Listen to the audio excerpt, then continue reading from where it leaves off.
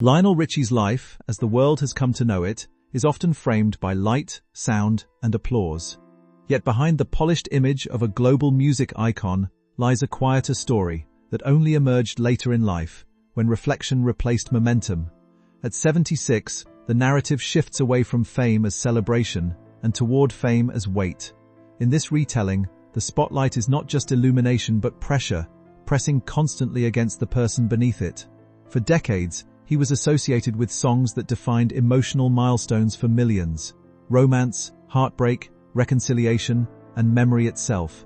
But the irony of such a legacy is that the artist often becomes secondary to the emotions he helps others express. This section of his life story is less about chart positions or awards, and more about the invisible cost of longevity in entertainment. The silence backstage, the moments after performance, and the private thoughts that never reach the audience begin to matter more than the roar of the crowd. What emerges is not a tale of downfall, but of accumulation, years of experience slowly transforming into introspection, where the meaning of success begins to change shape entirely. The book he finally opened. In this version of events, the memoir he writes in 2025 becomes a symbolic act rather than a commercial one. It is described not as a celebration of fame, but as a confrontation with memory. For years, he had avoided documenting certain personal truths, choosing instead to focus on the public-facing narrative of his life. But eventually, the weight of unspoken experience demanded expression. Opening that metaphorical box of pages is portrayed as an emotional threshold, where the past is no longer something performed, but something examined. The writing process is not romanticized. Instead, it is presented as difficult, uneven, and sometimes painful. Each page revisits moments he had compartmentalized: touring exhaustion, strained relationships, physical vocal strain, and emotional fatigue. The act of writing becomes a form of reckoning, where clarity only appears after discomfort. In this framing, the memoir is less about revelation for the audience and more about integration for the artist himself. It is the process of taking scattered memories and forming them into something coherent, even if coherence comes at the cost of revisiting pain that had long been avoided. The voice that built an era. Lionel Richie's identity is inseparable from his voice, which helped define an entire musical era. His songs became cultural fixtures, played at weddings, graduations, farewells, and quiet personal moments around the world. The emotional accessibility of his music is part of what made it timeless. Yet within this narrative, the voice is not only an instrument of success but also a fragile physical asset carrying immense pressure. Years of touring, recording, and performing are described as gradually accumulating strain. The voice that once seemed effortless eventually begins to show signs of fatigue, not immediately obvious to audiences but increasingly noticeable to the performer himself. The contrast between public perception and private experience becomes sharper over time. While audiences hear continuity, the artist experiences subtle shifts in control, tone, and endurance. This section emphasizes how something so celebrated can also be vulnerable, and how longevity in music requires adaptation that is often invisible to those outside the industry. The voice, once a symbol of permanence, becomes a reminder of biological limitation and the passage of time. The first signs of change. The earliest indications that something was changing did not arrive dramatically but quietly, in moments that could easily be dismissed. A missed note, a moment of unexpected strain, or a sensation of vocal resistance during performance begins to accumulate significance. Initially, these incidents are rationalized as normal fatigue, a natural consequence of touring schedules and aging. However, repetition turns uncertainty into concern. The narrative frames this stage as psychologically complex because performers are trained to push through discomfort. The expectation to maintain consistency in front of thousands of people leaves little room for vulnerability. In this context, the first signs of vocal change are not just physical events, but emotional ones, introducing doubt into a space that had long been defined by control and confidence. The performer begins to monitor himself more closely, noticing differences that audiences may never detect.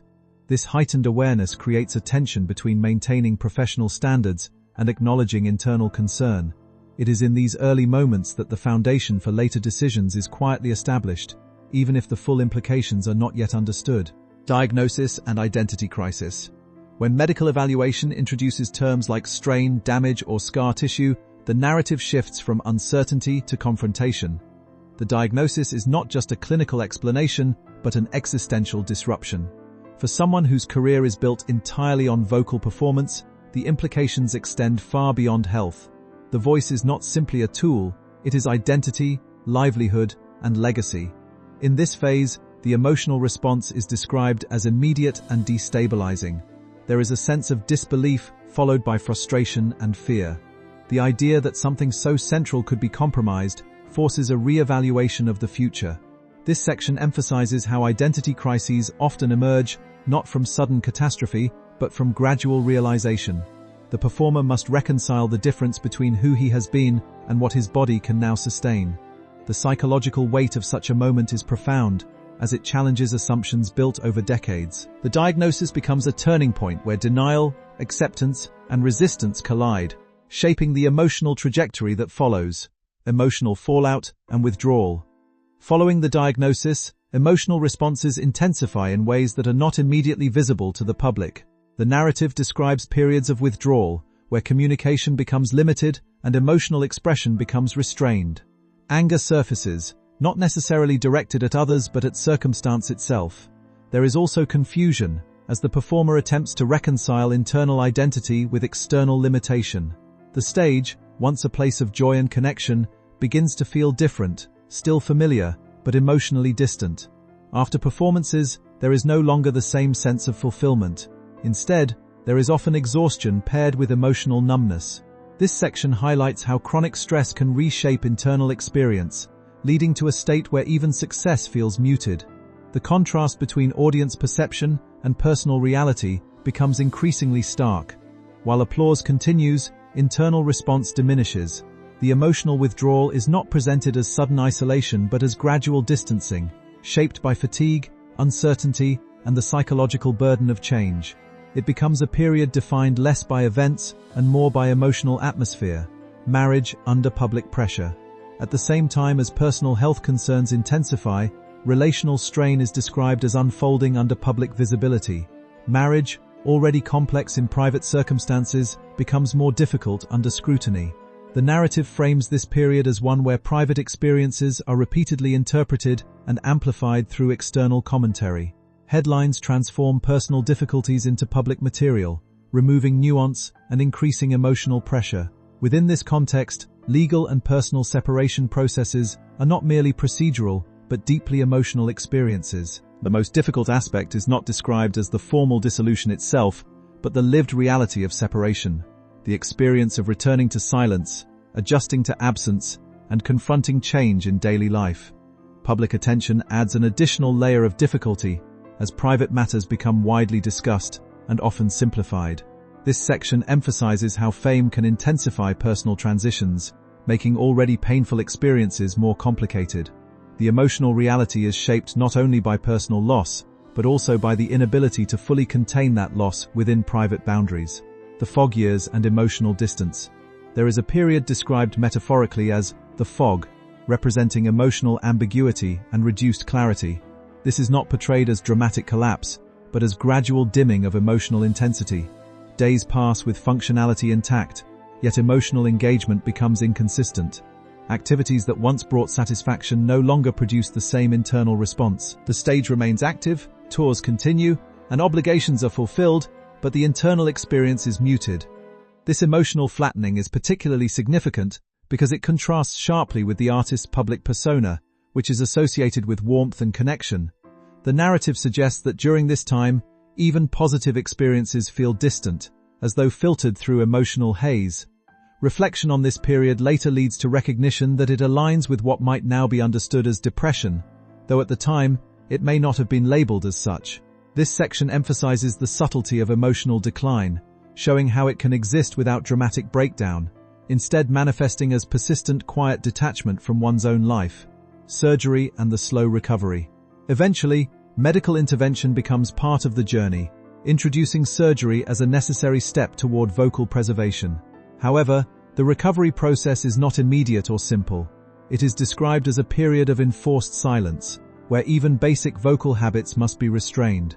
For someone accustomed to expression through sound, silence becomes both therapeutic and psychologically challenging. The recovery demands patience, discipline, and a willingness to redefine habits that have been built over decades. There is no dramatic transformation, but rather gradual adjustment. The performer must relearn how to use his voice within new limits, adjusting technique, modifying expectations, and accepting change as permanent rather than temporary. This phase is important not only physically but emotionally, as it forces a redefinition of capability. The narrative emphasizes that recovery is not a return to the past but the construction of a new present. It is a process of acceptance, adaptation, and careful rebuilding, where success is measured not by power or range, but by sustainability and control. Reinvention and new understanding of success. As time progresses, the definition of success shifts significantly. Instead of being measured by volume, scale, or historical comparison, success becomes linked to longevity, health, and emotional balance. The performer no longer attempts to replicate earlier versions of himself, but instead adapts to current capacity. This includes practical adjustments, such as changing musical arrangements and performance expectations, but also deeper psychological shifts in self-perception. There is an acknowledgement that identity does not have to remain static to remain valid.